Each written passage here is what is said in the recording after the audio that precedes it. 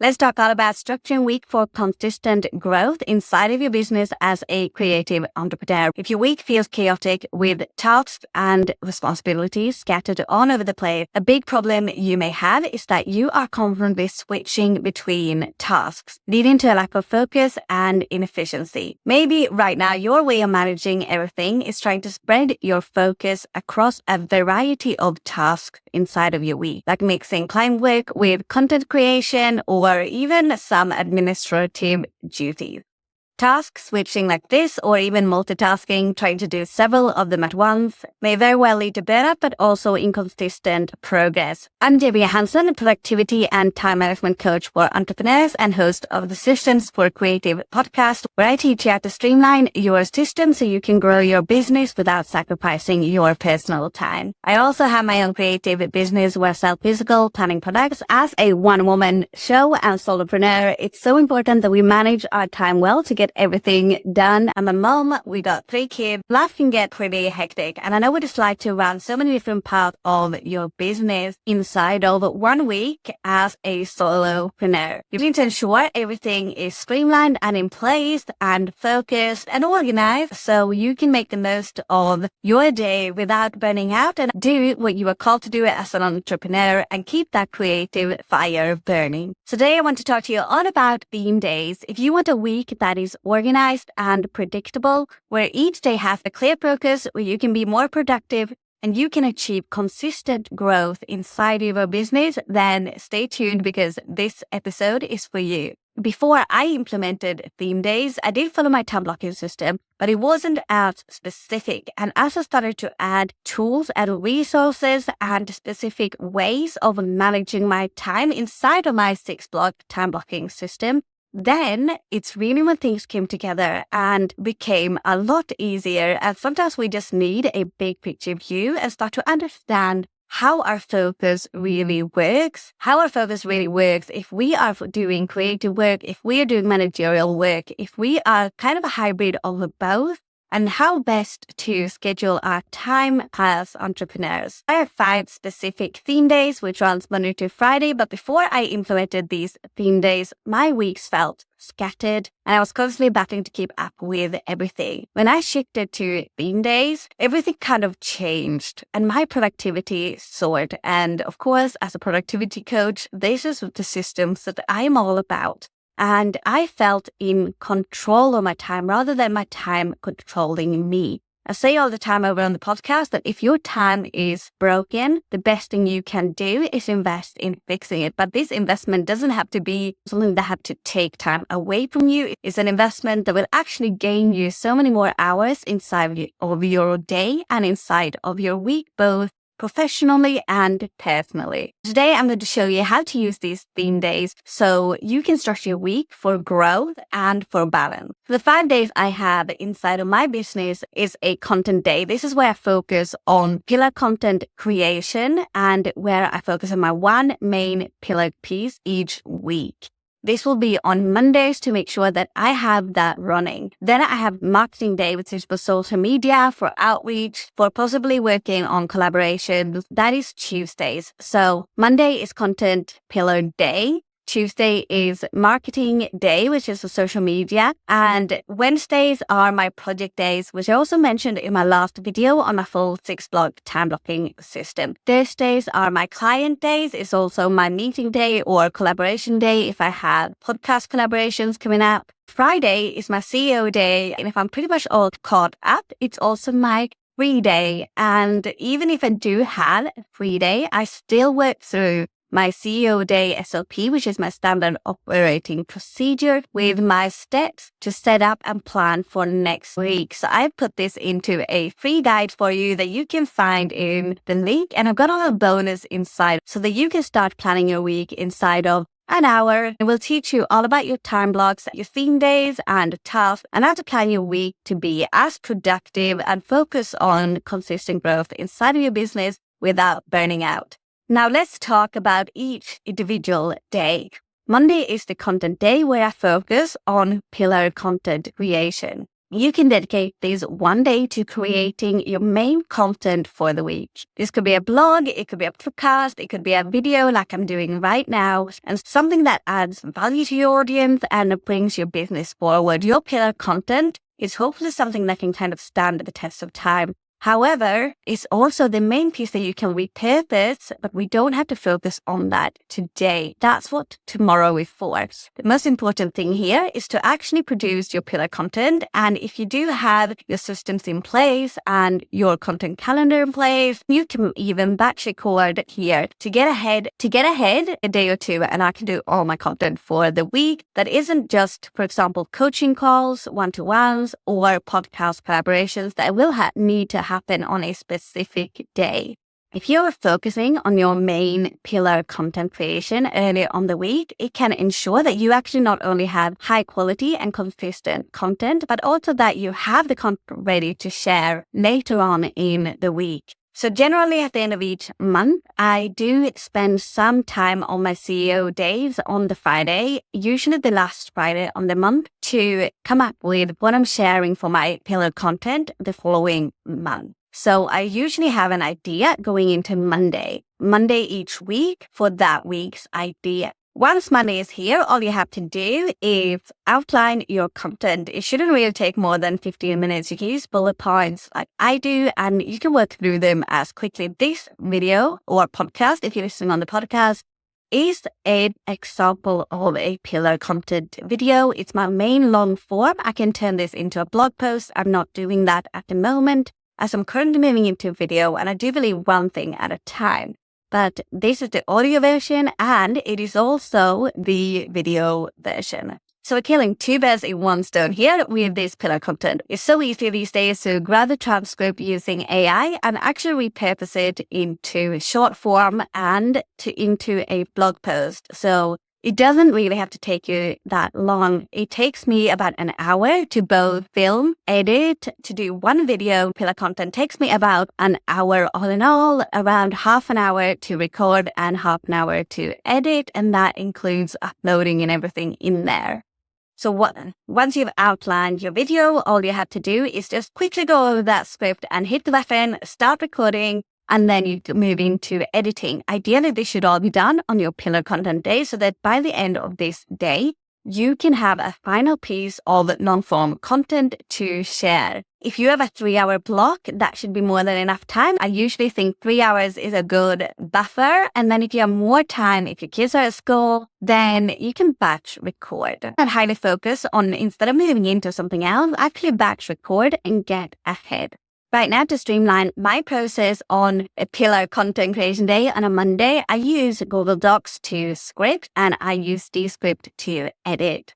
And it helps me so much in streamlining the process. I've used everything for video content before, even though I'm just putting up content on this channel. I've used Premiere Pro. I used iMovie like 8 years ago. And for the past few years, I've used DaVinci Resolve, where I moved from Adobe to DaVinci because it's a free program. And that really adds up when you have loads of different resources. And it took a little bit to get hung of, but it works amazing. Now I film differently and I really try to not spend too much time editing. And I find that using tools like Descript actually helps me to not only do a lot of work for me, but to keep the main time that you spend just focusing on one part of your recording down. A different example, depending on your personal time allocated for this work block. Your first half scripting and making sure and setting everything up, and then the last half recording. And I highly recommend when you record that you do some sort of video recording, even as you're doing the work. If you're writing a blog post, then maybe some B-roll as you're actually writing it, that you can then repurpose. A video recording with a camera, your iPhone, whatever you have lying about, of your main pillar piece if it is a written piece like blog post. Tuesdays is marketing day and I focus specifically on social media content. So if you focus on promoting your pillar content across social media platforms, you can focus on engaging with your audience, you can focus on planning and marketing strategies for the week. All these things can go into marketing day. This way you have consistent promotion of your content, which is crucial for building an audience and driving engagement. Now, that's good. Essentially, that's what will lead to your business growth. But sometimes, especially as solo entrepreneurs, the last thing we kind of get around to doing is marketing. And I'm personally working hard on this, and this is my system to do it. Now, I don't have some amazing following, and so far I focused a lot on organic marketing, but I do have a background where I have created a lot of PR and marketing materials, and I have done a lot of videos over the years from other YouTube channels. I've done a lot of vlogging. It's all about dedicating the time. If you feel like you need to put a focus on reaching an audience for your business, you need to have a day where you can focus on doing just that and growing it over time. The biggest thing on a marketing day is actually scheduling the content that you've created and produced. Now, we can sit there and we can think we're going to create 10 pieces of social media content on a marketing day. And we might only get around to doing 7 because this is just generally how it goes for most people, but we don't schedule it out. And then we feel this pressure to keep producing content and keep making content, but make sure that you actually spend the last of your day scheduling out and having it ready to go. It might sound simple, but I know from experience that I've not done that. And then I sit on so many pieces and I kind of think, oh, maybe they're not good enough, or you don't end up putting them out. The key here is to actually make use of the time you spend creating the content that you did. So start scrappy, start small, and this is a day to really grow and build both your skills and your marketing efforts for your business. All my pillar content is planned out the month before from what I'm doing this month and what my goals are. So when it comes to Tuesday and marketing day, I need to make sure that each piece I create actually goes back to this week's pillar content. On Wednesday, we have Project Day, and I love Project Day. This day is specifically for deep work as an entrepreneur. You can make significant progress and focus your attention on the major ones that actually drives your business forward. This could be developing a new product line. It could be developing a course. It could be looking into hiring somebody, starting a new channel for your business. Whatever it is, this is your day to do it, where you really need to get focused and actually work on your next big project. And here I recommend at least blocking out 3 to 4 hours so that you can have that deep work and truly get in the zone and focus on a task that's going to have a long-term impact on your business.